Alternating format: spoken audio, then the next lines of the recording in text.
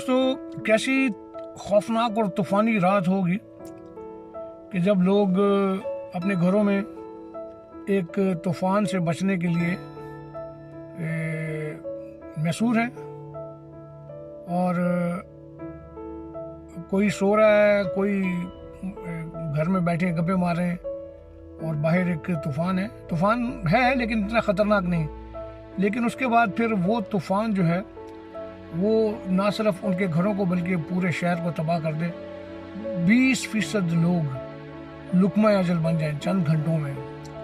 اور یہ ہوا لیبیا کا ایک شہر، میڈیٹرینین کوسٹ جو ہے اس پر واقع یہ لیبیا کا ایک شہر ڈرنا، جو کہ ایک خوفناک حادثے سے گزرا.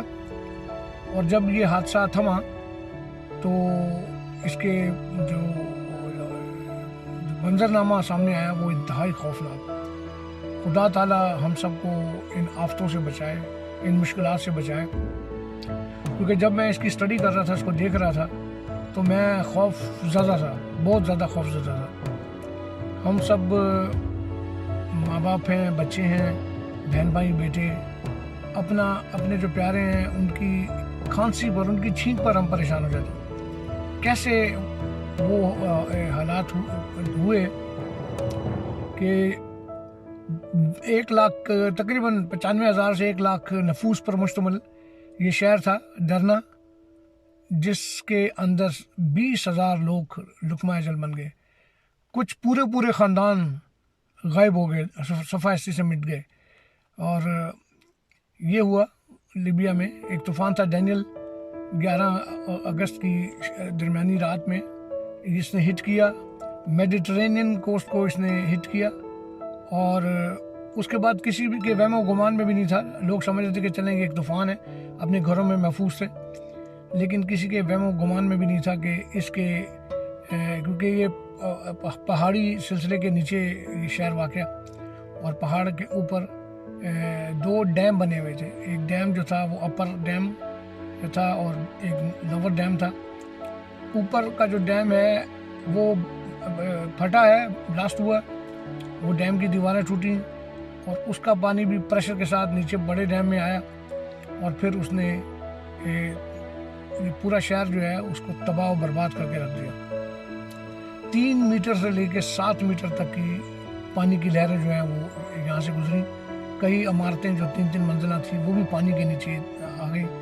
اور پھر ایک خوفناک منظر ہم سب نے دیکھا کہ ابھی تک جو حکومت ہے، وہاں کی جو لوکل گورنمنٹ ہے، اس نے یہ بتایا کہ 20,000 سے زائد لوگ جو ہیں وہ ان کو خدشہ ہے کہ وہ صفحہ ہستی سے چلے گئے، لقمہ اجل بن گئے.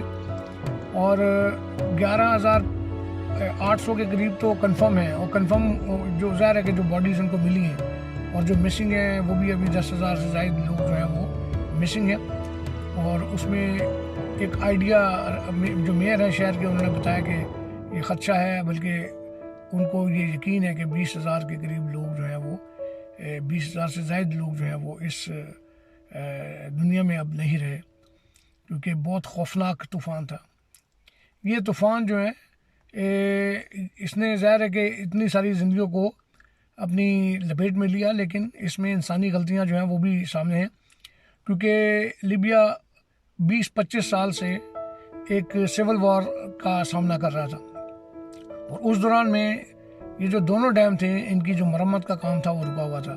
کسی کی توجہ نہیں تھی کہ یہ جو ڈیم ہیں، ان کی جو دیواریں ہیں، ان کی مرمت ضروری ہے، ٹیکنیکلی اس کو دیکھنا ضروری ہے.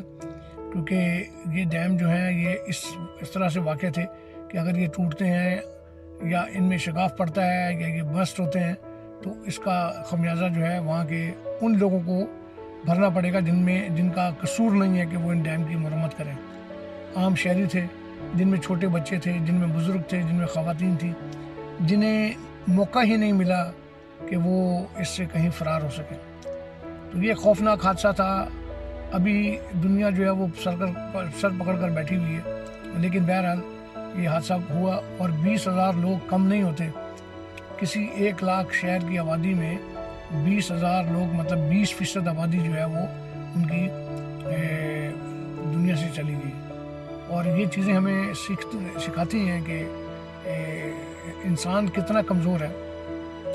کہ ہم جب صبح اٹھتے ہیں تو ہم یہ سوچ رہے ہوتے ہیں کہ ہم نے یہ کرنا ہے وہ کرنا ہے, لیکن کسی کو یہ نہیں پتہ ہوتا کہ رات کے کون سے پہر ہم اس دنیا میں نہیں ہوں گے, چاہے وہ طبعی موت ہو, چاہے وہ بیماری کی حالت میں ہو, یا چاہے وہ حادثاتی طور پر جس طرح یہ واقعہ ہوا.